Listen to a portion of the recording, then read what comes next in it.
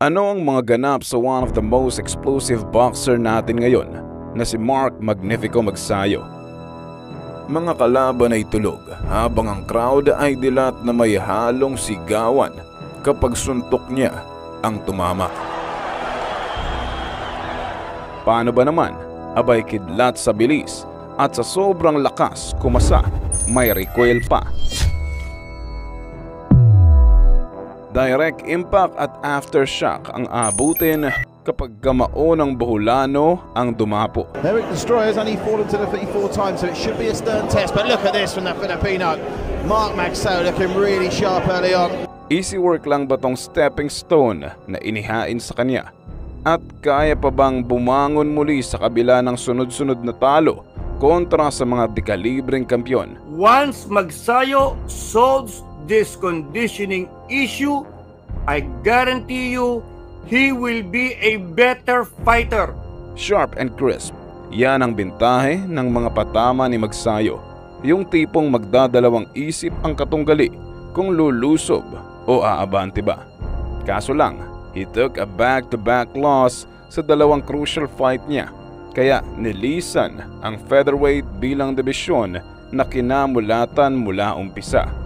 Ngayoy, mas pinalakas, mas pinabagsik, at mas pinahusay ang bagong bersyon. Because before I'm a wild puncher, so when I saw my opponent get groggy, I go wild and wild. So now he correct my mistake and just focus the patient, then focus the jab, then the knockout will come.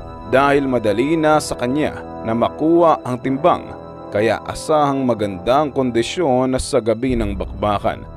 Sana'y lumabas ang buong potensyal dahil entertaining ang estilo niyang taglay.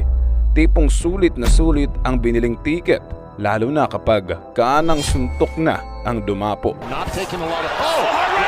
Down he goes!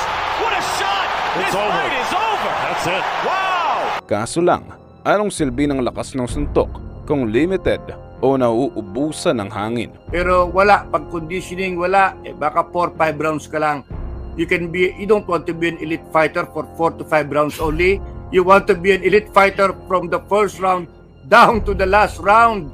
Yun po ang elite fighter. Kapag lumagpas na sa mid-rounds, ay bahagyang bumabagsak ang punching output ni Magsayo. Animoy balisong na tumitiklop kapag bodega niya ang pinupuntirya. Lalo na kung matapat sa isang volume puncher, yung tipong walang pakundangan kung umabante. Kawalan ng stamina, yan ang palaging sambit ng mga eksperto at fans na dapat i-improve. Medyo may alanganin pa nang halos makatabla kontra sa matangkad na si Rey Vargas. Ngunit noong itinapat na kay Brandon Figueroa, abay na bodybag ng husto ang ating pambato. Is your jaw injured? No. No, he feels Normal. great. I mean, It's normal. Like Brandon, another 12 rounds. Sino nga ba tong bagong ipangtatapat kay Magsayo?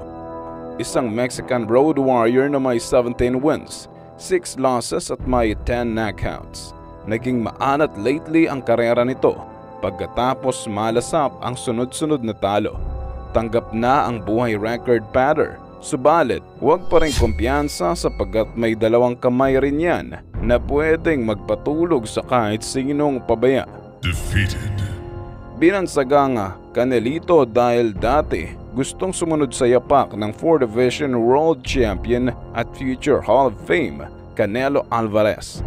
Kung si Canelo ay matibay at hindi tumitiklop, abay tila kabaliktaran naman base sa mga huli niyang laban.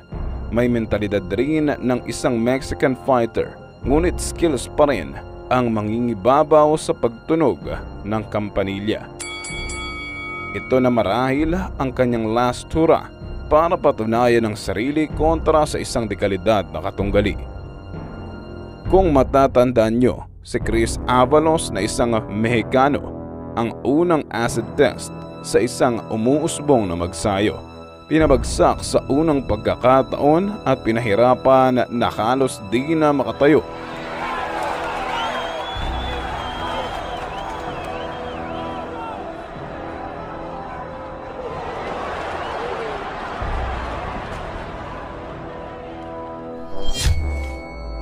Napukaw ang dalang determinasyon kaya bumawi at binalikta ng sitwasyon.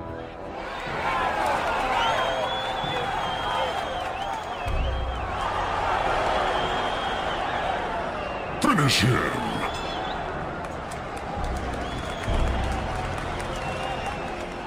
Oscar Valdez ang isa sa mga top contender dyan na posibleng makaharap ni Magsayo. Parehong former world champion ng featherweight at parehong may exciting na estilo. Kahit magkabilang bakod man dahil top rank lumalaban si Valdez at PBC naman si Magsayo, abay umaasa pa rin tayo na magkukrus ang landas ng dalawang ito. At syempre, ang isa rin sa target ni Magnifico ang El Vaquero Emmanuel Navarrete. Isang awkward orthodox na sobrang grabe kung bumato ng mga suntok. Habang tumatagal ay mas tumataas ang intensity na hatid nito. Beautiful combination from Navarrete. Straight back goes Diaz, and coming forward like a freight train comes Navarrete.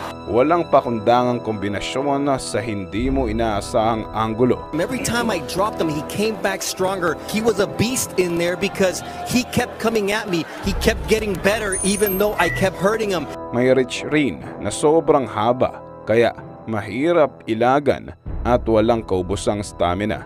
Ito talaga ang dapat paghandaan, isang classic Pinoy versus Mexican. But you know, there's been so many great Filipino versus Mexican wars. Are you excited to have your first one in Vegas? Maliban kay Navarrete, may 3 kampiyon pa dyan na subok at matitibay rin.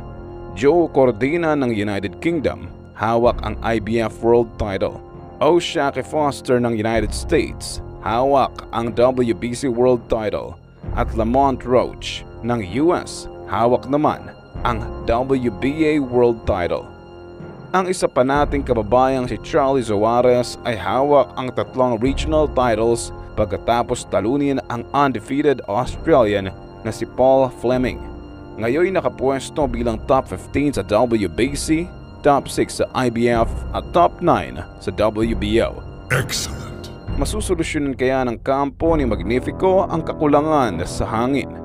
Handa na ba siyang sumabay muli sa agos ng matataas na kompetisyon? Edad 28 at prime pa naman niya, kaya may room for improvement pa. Kaya ba niyang basagin ang sumpa kontra sa mga Mexicano? O sadyang nag-iwan ng trauma sa kanya kapag sila na ang makakaengkwentro? Defeated. Kaya abangan natin ang muling pagbabalik ng tinaguriang Mark Magnifico Magsayo. Maging alerto dahil anytime pwedeng ihinto kapag suntok na niya ang dumapo.